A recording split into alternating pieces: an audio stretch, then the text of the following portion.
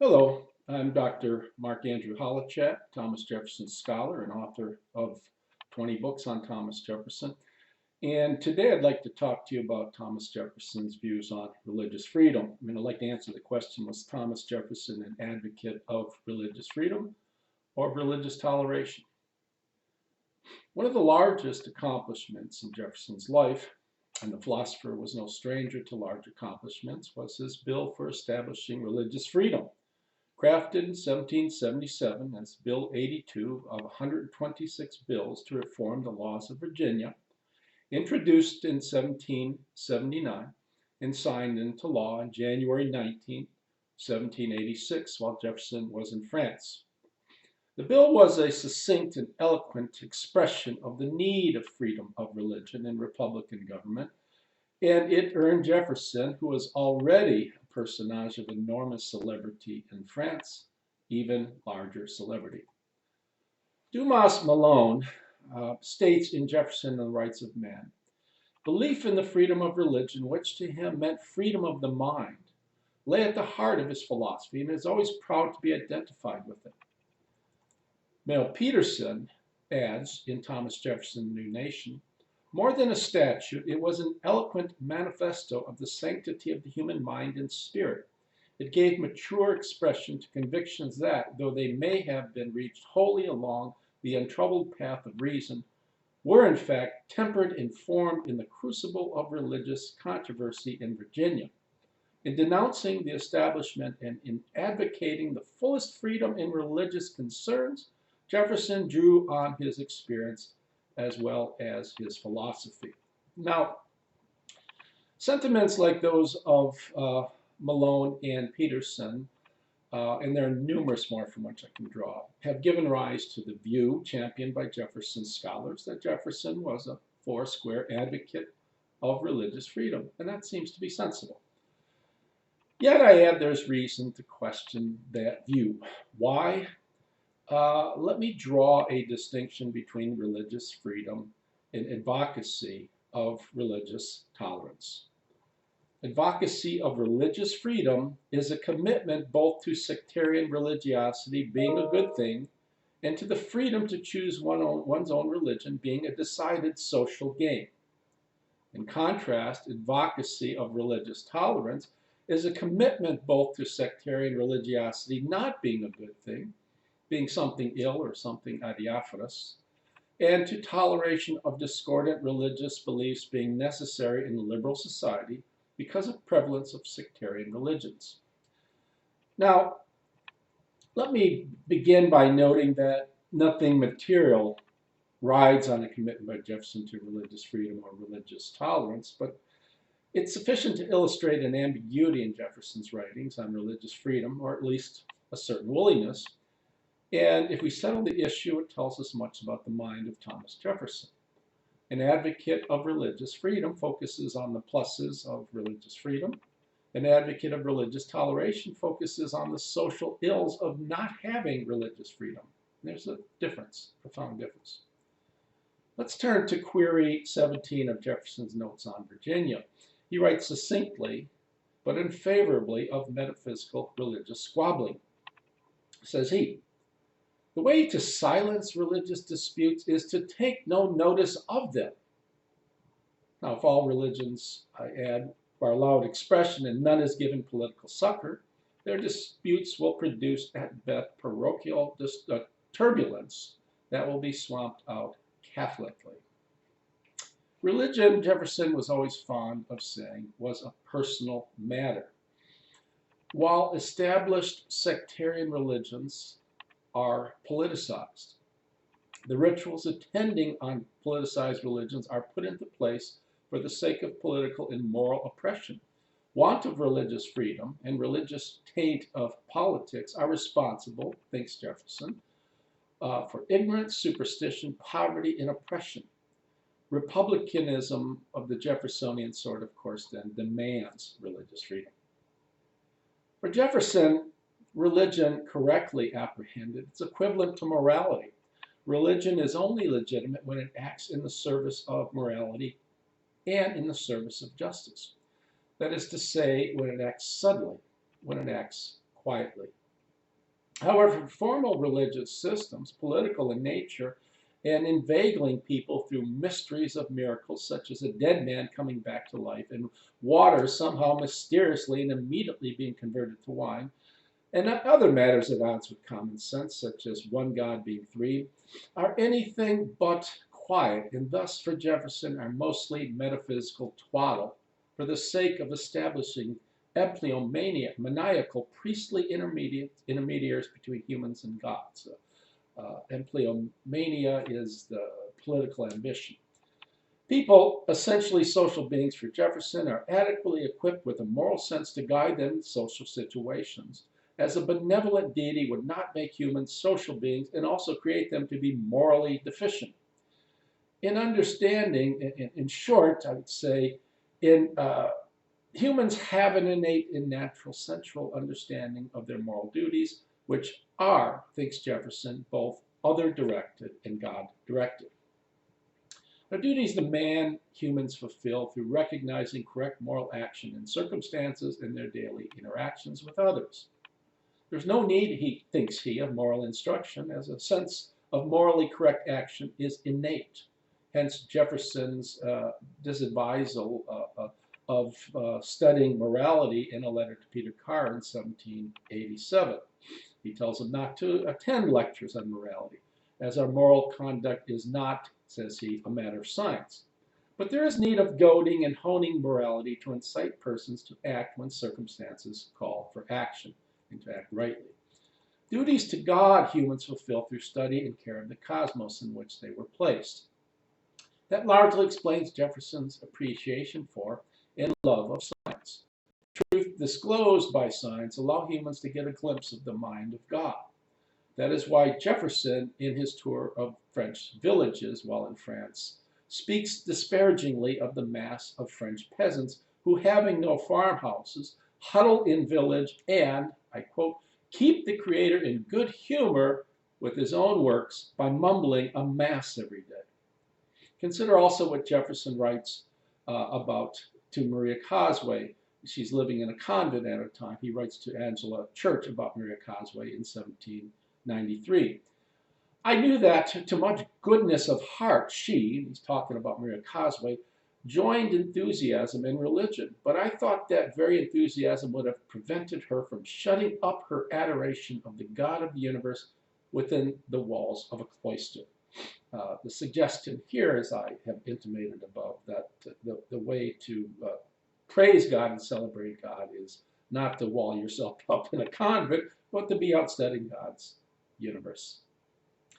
True natural religion is natural morality. There's no need of priests as intermediaries between people and God, as natural religion is generic, exoteric, and simple.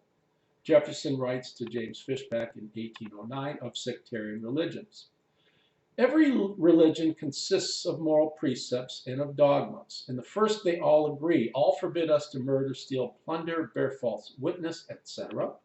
And these are the articles necessary for the preservation of order, justice, and happiness in society. Yet most of the doctrines of sectarian religion are esoteric, not exoteric. They are not crafted for the sake of honest or benevolent living. Clerics use indecipherable metaphysical claims to political advantage. They also engage in fatuous disputes. Jefferson continues, and I quote from him in the letter to Fishback. In the particular dogmas, all differ, no two professing the same. These respect vestments, ceremonies, physical opinions, and metaphysical speculations, totally unconnected with morality and unimportant to the legitimate objects of society.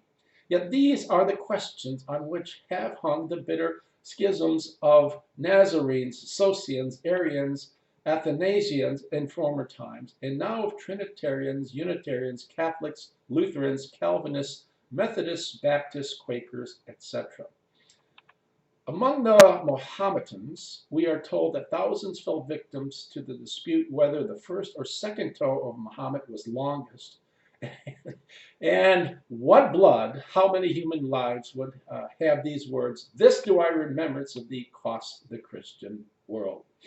The suggestion here is, of course, to the Crusades. Sectarian religions do not follow but deviate from nature, which is exoteric. Outside of certain core exoteric beliefs, things commonly accessible to all people, that all genuinely religious persons share, there are considerable differences in personal religious convictions. Yet none of those differences has any bearing on a citizen's capacity to govern or to be governed. To ingeminate a sentiment from Notes on Virginia, a very popular quote that got Jefferson in a lot of hot water. Jefferson says, "It does me no injury for my neighbor to say there are 20 gods or no God. It neither picks my pocket nor breaks my leg." In short, religious conviction is a personal matter. He writes in 1776, in some notes he took on religion, "The care of every man's soul belongs to himself." Decades later, in 1816, he writes to Mrs. Harrison Smith, "Laws provide against injury from others, but not from ourselves. I have ever thought religion a concern purely between our God and our consciences, for which we are accountable to him and not to the priests. God himself will not save men against their wills." Since religion is a personal matter, it cannot be politicized. When clergy, driven by empleomania, engraft themselves into the machine of government, he tells Jeremiah Moore in 1800, they become a very formidable engine against the civil and religious rights of man. That shows Jefferson's distrust of the politically ambitious religious clerics of his day and of prior days. For Jefferson, government functions best when it is silent, and it is most silent when it has few laws. Those governing must be like machines insofar as they grasp and actuate the will of the majority. Jefferson says to Dr. Benjamin Rush in 1805 about his role as president. He writes, "I am but a machine erected by the Constitution for the performance of certain acts according to laws of action laid down for me, one of which is that I must anatomize the living man as the surgeon does his dead subject, view him also as a machine, and employ him for what he is fit for, unblinded by the mist of friendship." So Jefferson has to have the same indifference of a surgeon when the surgeon operates. When government is stentorian, when it's loud, and its intrusions are many, its loudness and intrusions are sure signs that the rights of citizens, choice of religion being one, are being suffocated. Jefferson says in Miles King in 1814 that God has so authorized matters that each tree must be judged by its fruit. The suggestion here is not that each action is to be judged moral or immoral when it has fruitful or fruitless outcome. Jefferson, like Aristotle, is referring to actions over the course of a lifetime. He adds that religion is substantially good, which produces an honest life, and for that each is accountable solely to God. There is not a Quaker or a Baptist, writes he, a Presbyterian or Episcopalian, a Catholic or a Protestant in heaven. On entering that gate, we leave those badges of schism behind. It's the same way with political partisanship, Jefferson. Now, the suggestion, if not implication, is that religious clerics are OTOs. Alan Jane states, Jefferson eliminated all intermediate authorities between God and man as the source of religious truth, such as exclusive revelation or scripture, church or tradition, and most of all, the clergy. In sum, careful analysis of Jefferson's advocacy of freedom of religion shows little consideration of large respect for sectarian religions, but instead worry that lack of freedom of religious expression and especially partnership of any one religion with government will be prohibitive of republican government, which has as its primary function protection of the liberties and rights of its citizenry.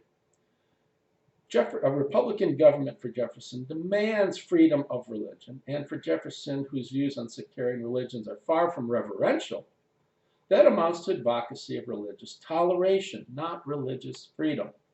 If all religions are allowed free expression and none is given political sanction, then the empleomania of religious clerics will be reduced to provincial metaphysical squabbles which will be drowned out at the levels of state and federal government. Now, I have written 2 books on Jefferson and religion. The first is, if you can see this, Thomas Jefferson's Bible. And this is published by De Gruyter. It was published a few years ago. It is the world's only critical commentary on the Bible that includes Jefferson's version of the Bible. There are many, many books out there that talk of Jefferson's Bible, that not talk of Jefferson's Bible, but give Jefferson's Bible. My book has an introduction and running critical commentary. So I express Jefferson's views of religion and morality and have a running commentary. More recently, I think it's in 2021, is the book American Messiah, right, published by Abilene Christian University Press. It's called The Surprisingly Simple American Messiah, The Surprisingly Simple Religious Views of Thomas Jefferson. This is very affordable, whereas the other book is not. It's published by Abilene Christian University Press, I think, last year. So I suggest that any of you who are interested in pursuing this further, buy those 2 books and read those 2 books. Again, I have a Facebook page, Thomas Jefferson, Bring Him Home to Monticello, and please check that out. And it contains a quote from Jefferson every day for each day. And I have written other books on Thomas Jefferson. If you wish to contact me to speak at your business or at your college, university, or school, I can be reached at mholowchak, that's MHOLOWCHAK, at hotmail.com. Well, thank you very much, and I hope you enjoyed this little talk on Thomas Jefferson.